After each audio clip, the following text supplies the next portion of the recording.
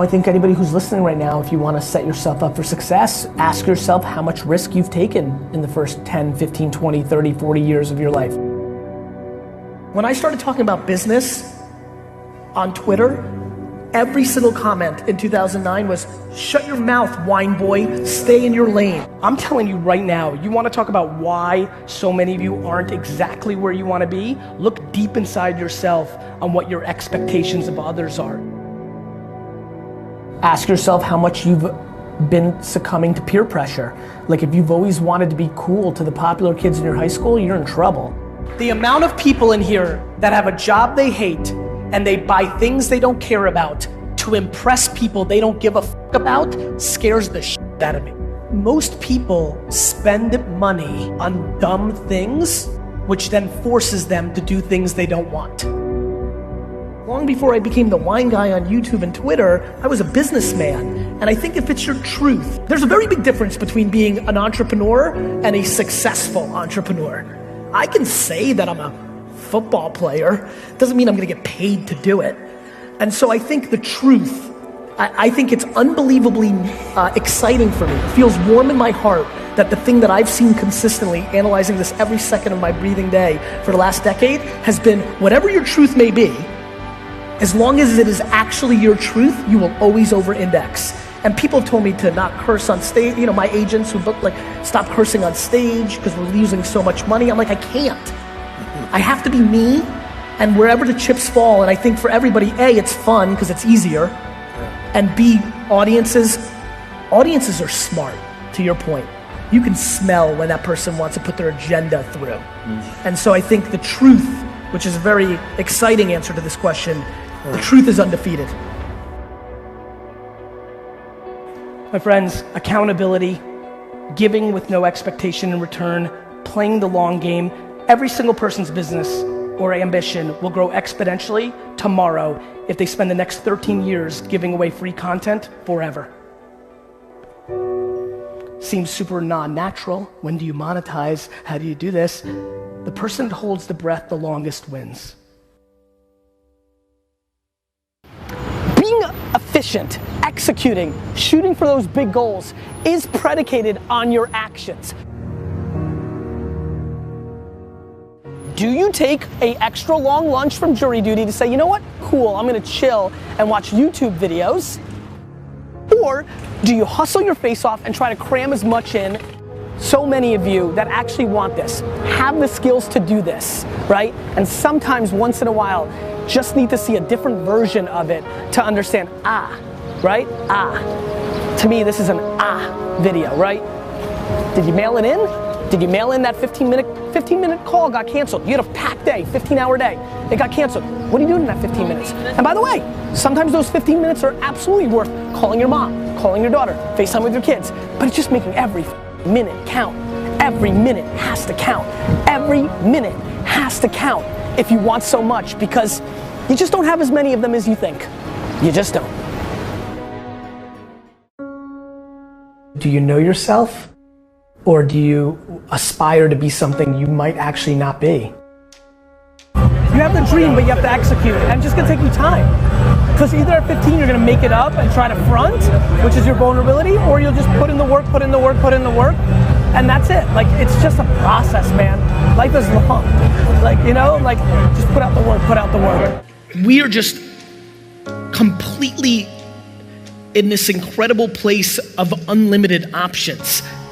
I just struggle with people's inability to have perspective on where they sit in opportunity in a 7.7 billion person world. The quickest and easiest way to get to do what you want while paying your bills is to start sacrificing leisure and other things and start focusing on monetizing the thing that you want to do in the future. I used to drag through school. By the time I got to 3:30, I was dead, because I hated it. So you can't put in the hours unless you love it. That's why I believe loving it leads to the most success, because I think somebody else loves what you don't love, that you're doing for money, thus they'll be more successful because they're gonna do it for 19 hours. Now there's talent. Yes. You may not love singing and you open up your mouth and you sound like Whitney Houston. That's real. You may not love, there's athletes, absolutely, I know them, who are not passionate about their sport, but they were born 6'10" and very coordinated. So it happens, but I think that's the rarity. I am remarkably stunned by the lack of accountability in our society. Everything wrong at VaynerMedia, anything that ever happens, any piece of content, anything that ever happens in my life, 100% is my fault. And let me tell you what happens with accountability. You get real happy. When you feel that there's no other source controlling your shit, all of a sudden it gets happier. Your ego and your insecurity doesn't want to take the L. You don't want to admit that you f***ed up. Because for some reason, so many of you are living your lives based on other people's opinions, and that is crippling you. The way to really eliminate fear is by not giving a f*** about anybody's opinion. My losses are mine. I'll deal with them myself. I don't need your 2 cents. You're losing plenty on your own. Patience and inner voice makes you unbeatable. Your rank amongst the 7.7 billion people in the world when it comes to opportunity is ridiculous. To have a special life, you have to do special things. And that usually means putting in the work and loving it. You take your advantages. Some advantages are experience. Some advantages are youth. You have to deploy patience. It's not gonna happen overnight. Right, that's what I learned from you. I put out content for 8.5 years before anybody gave. Have to dream. Please factor in what the world's going to be like in 2019 to 2025 versus looking at what the world was like 2009 to 2015. Way too many decisions by way too many people are being made by factoring in the past without anticipating the future. Forget about Benzes and shoes and homes and planes. The ROI of life is not money, it's being happy. And when I look at the people that I see that are happy, regardless of their income levels or success or fame or notoriety or money, so much of that is completely predicated on the fact that either their parenting or circumstance helped them have actual perspective to what the hell is going on here. Do you know what I wish for all of you 25-year-olds in here? That you knew how young you feel at 40. News alert, you're gonna kind of feel exactly the same. I don't think there's anything wrong with chasing money. I just think that it's usually the quickest way not to get it. It's crazy how I feel my whole life. Never had peer pressure, never did anything, ever, that I didn't want to do because I just didn't value somebody else's opinion over mine. And that comes from good parenting, circumstance, DNA, a million things. I don't know how to teach that. What I'm just trying to do is I'm trying to become, in a weird way, I like being popular because I become your courage. I think the most flattering thing that's happening to me in my life is I'm becoming people's courage. Because when they take risk and they take ridicule, they point to me. And then I tell their parents to go f*** themselves. It makes the most sense in the world to go high risk in your youth.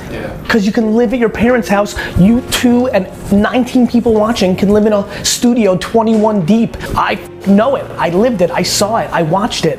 Like, this is exactly when you guys are supposed to take 2 core leaps of faith. Either go and do it for yourself or get close to something that you believe in completely. If you let somebody else's opinion, whether your spouse, your boss, your mom, your aunt, your best friend, if you genuinely are living your only life, which, oh, by the way, by modern scientific terminology is 400 trillion to 1. If you even could comprehend how ridiculous it is that we are even alive, like, do you understand how ludicrous it is that you have a life?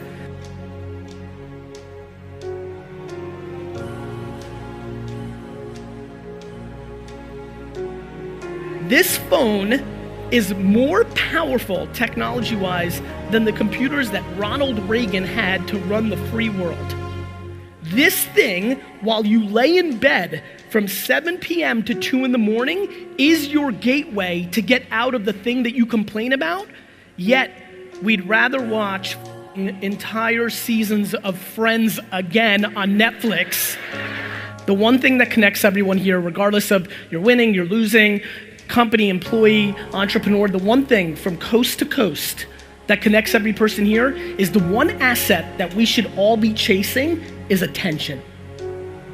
Before you achieve anything, whatever the hell you came here for, when you go and output to try to create your business, run for mayor, raise money for a nonprofit, no matter what you do, no matter what you try to accomplish when you leave this conference, the one thing that you should be chasing is people's attention.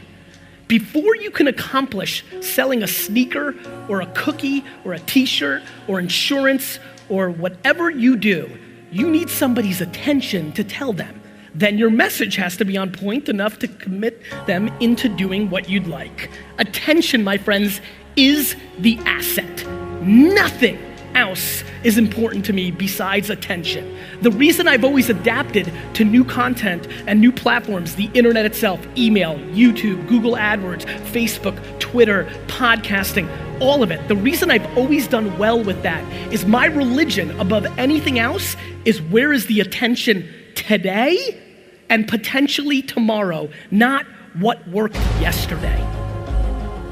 There's nothing mathematically in life that can happen that is more ridiculous than the fact that you got one. You're more likely to get struck by lightning 14 times than have a life. Forward, forward, forward. Mindset, all of that leads to one thing. If you do not become a practitioner of how to communicate on the social networks of today, you are 100% irrelevant. Don't like it? Tough. Figure it out, execute it. My friends, negativity can lead at halftime. Kindness always wins the game. Your life is predicated on when you get real quiet and you can't hear another person's 2 cents. The reason I can work 17 hours a day is because I'm not spending 15 hours a day dwelling or looking back. Faking it till you make it is the great flaw of this generation. Please don't do it. Please stop listening to anybody but yourself. Please eliminate negativity from your life, because if you want to really win, it is absolutely by reinforcing positivity. So get real quiet in here, get real selective about who you're spending time with, and most of all, speak the truth. Do the right thing. Kindness is cool. Truth is cool. Don't act like you've made it. Talk about the journey of trying to make it.